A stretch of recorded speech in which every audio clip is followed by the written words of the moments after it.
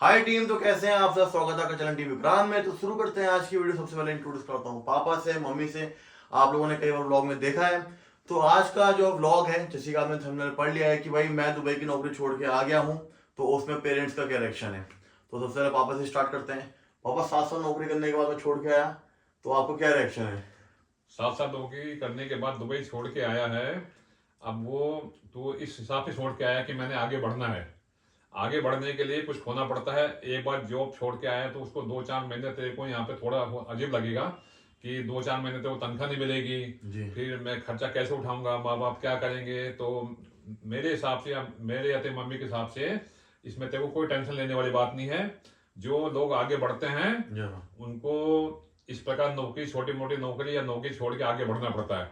जो नौकरी छोड़ने से घबराते हैं, आगे बढ़ने में घबराते हैं, तो ये सोचो कि उनमें सहन शक्ति का मादा नहीं है। जो आदमी जिसका दिल बड़ा होता है, नहीं मेरे को आगे बढ़ना है, आगे बढ़ना है, करता है। तो जैसे हम न्यूज़पेपर में पढ़ते हैं, न्यूज में पढ़ते हैं जी। कि फलाना आदमी अमेरिका में नौकरी छोड़ के आया, वो अभी खेती बाड़ी करके इतना कमा रहा है, वो इतना कमा रहा है, वो जी। रियल है। तो ऐसा है। तो नौकरी छोड़ के आया कोई बड़ी बात नहीं, उम्र कोई इतनी ज्यादा नहीं है, 30-31 साल की उम्र होगी। आगे बढ़ना है तो ये सब तेरे को छोड़ना पड़ेगा। ठीक है। आपके वालों में 31 साल का कहाँ है, कोई 28 बात साल नहीं, का है वो अभी। इतना बोलना पड़ता है। एक और बोल दूं? ठीक है, मेरे को तो घर में रौनक है। बेटा पढ़ा लिखा है, मेरे को कोई टेंशन नहीं है भाई। कोर्स कर रखा है, बाकी कभी धोखा नहीं खाएगा। दिमाग बहुत तेज है।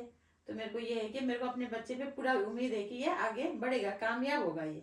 पापा, जब पापा मम्मी आप दोनों को जब मैंने बताया कि मैंने रिजाइन मार रहा हूँ, हाँ। तो आप लोगों का रिएक्शन क्या था। मतलब आप लोग शॉक थे कि अरे ये बेवकूफ क्या कर रहा है, ना, ऐसे नौकरी छोड़ मेरे को रहा तो है। बहुत खुशी लगी थी भाई। मतलब ऑनेस्ट रिव्यू बताओ, क्योंकि हमारी वीडियो लोग देखेंगे, हाँ। तो काफी लोग मोटिवेट होते हैं इस चीज से। नहीं नहीं, मेरे को तो बहुत खुशी थी फ्रेंड कि मेरा बेटा घर आ रहा है, क्योंकि ये पढ़ा लिखा है।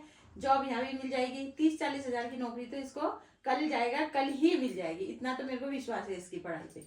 नहीं, जब तेने ऐसा मुझे बोला था तो मैंने, ये बात तेने मेरे को 3-4 साल पहले भी बोला था जब कि पापा अभी मैं रिजाइन देके आता हूँ और मैं अपना यूट्यूब की लाइन पकड़ता हूँ। तो उस समय तेने जो है दुबई में 1-1.5 लाख रुपए खर्च करके तेने ड्राइविंग लाइसेंस लिया था। जब तेने लाइसेंस लिया था जबकि तेरे पास गाड़ी नहीं थी। तब मैंने तेरे को बोला था कि नहीं, 2-3 साल नौकरी कर ले।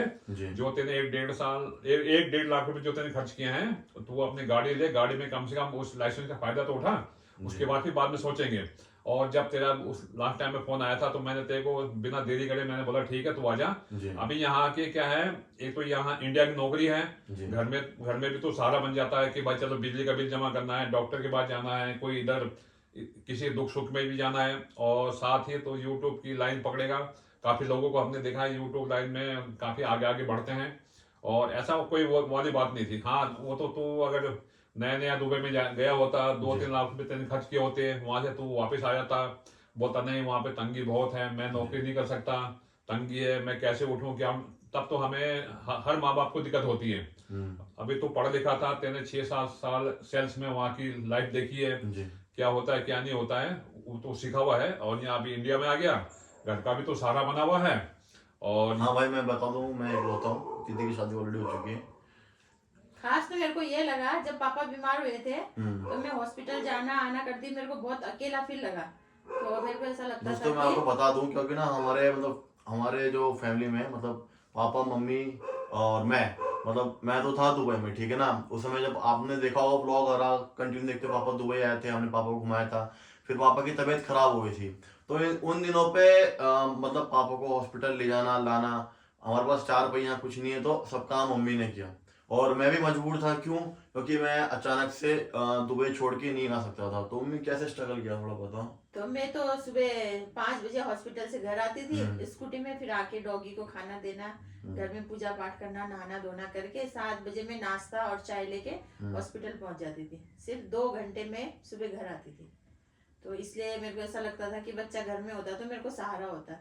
तो खास ये है कि इसने बीएससी कर रखा है तूने, और एनआईआईटी का कोर्स कर रखा है, तो मेरे को 1% भी टेंशन नहीं है कि ये अपनी लाइफ बहुत अच्छा सिक्योर करेगा। बहुत अच्छा लड़का है, टैलेंटेड है। क्योंकि दोस्तों, मैं आपको बताऊं, मतलब विदेश जाके पैसा कमा सकते हैं, बट कुछ चीजें मिस हो जाती है। जैसे कि जो मेरा एक्सपीरियंस था, ऐसा नहीं है कि पैसा नहीं है, बाहर बहुत पैसा है, लोग कमाते भी है। पापा ने भी कमाया था जब पापा थे, और मैं भी गया, मैंने भी कमाया पैसा। बट क्या है ना कि एक टाइम ऐसा आता है कि जब एक्शन लेना पड़ता है लाइफ में। ऐसा नहीं है कि हाँ कि बस जॉब है, मैं कमा रहा हूँ, घर में 30-40 हज़ार रुपये तो बेचता था ना, हाँ हाँ हाँ। इतना तो बेचता था। सही तो। वैसे हमें इसकी पैसे की जरूरत नहीं पड़ती थी, हमारे पास इतना भगवान की दुआ से ऐसा है कि पेंशन है, अपने रेंट का है, किराए हाँ भाई, का है, पापा तो के हमें कोई क्योंकि टेंशन पापा नहीं का है टेंशन नहीं होगी। इसका पैसे का हम कभी वो नहीं पापा करते का थे। भाई फौज से रिटायर है तो पेंशन आती है, तो मतलब मम्मी पापा को मेरा चवन्नी भी नहीं चाहिए भाई, वो सारी मेरे मेहनत का है। तो बस ऐसा रिस्पॉन्सिबल पर्सन, मैंने पैसा मैं भेजता था क्योंकि भाई मैं बाहर कमाने गया हूँ, 7 साल मैंने कमाया। तो उस समय मुझे भी फील हुआ कि यार मतलब मैं बाहर हूँ और मैं फैमिली के लिए कुछ नहीं कर सकता हूँ लाइफ में। यार एक बात याद रखना, ठीक है ना, कभी भी ना, कभी भी ये मत सोचना कि मैं लाइफ में क्या करूंगा तो मेरे आस पड़ोस या मेरे रिश्तेदार कुछ कहेंगे। कोई कुछ नहीं बोलता। हमने लाइफ में एक चीज देख ली, ठीक है ना, मतलब इतने एक्सपीरियंस है, ठीक है ना, जब आपके पास बुरा वक्त होगा ना तो लोग आपको झांकेंगे दीवार से, ऐसे है ना बिल्कुल भाई, सही बात। ठीक है ना, हंसेंगे। और हंसेंगे बस। और हम लोग अपनी लाइफ इस चीज में बर्बाद करेंगे कि लोग क्या कहेंगे, हाँ। लोग क्या कहेंगे। तो इसलिए मैं अब किसी का सुनती नहीं, मैं अपने अपने उसमें इसलिए, और मेरे जो पेरेंट्स है बिल्कुल ओपन माइंडेड है, फुल सपोर्ट करते हैं। जब मैंने बोला ना मैं नौकरी छोड़ के आ रहा हूँ तो उन्होंने कहा कि आ जा। अगर बाहर कोई रास्ते में मुझे बोलेगा भी ना भाई क्या यार तू दुबई की नौकरी छोड़ के आ गया, क्योंकि मुझे फर्क नहीं पड़ता, क्योंकि मेरे पेरेंट्स मेरे साथ है और उनको पता है कि मैं कर सकता हूँ, ठीक है ना। वो तो बोल देगा अरे यार तू दुबई की नौकरी छोड़ के आ गया, बट वो कभी काम आएगा जब बीमार होंगे, कुछ होंगे, है ना अपन। सही बात है। और सबसे बड़ी घमंड मुझे अपने बेटे में ये है कि मतलब बाहर रह के, परदेश में 7 साल में रह के भी बीड़ी सिगरेट तंबाकू इस चीज से तो बहुत दूर है। तो इसलिए मेरे को इसका कोई टेंशन ही नहीं है। इसकी जीवन साथी जो आएगी बिल्कुल मतलब बहुत किस्मत वाली होगी आज के डेट में, मतलब ऐसा लड़का भी है।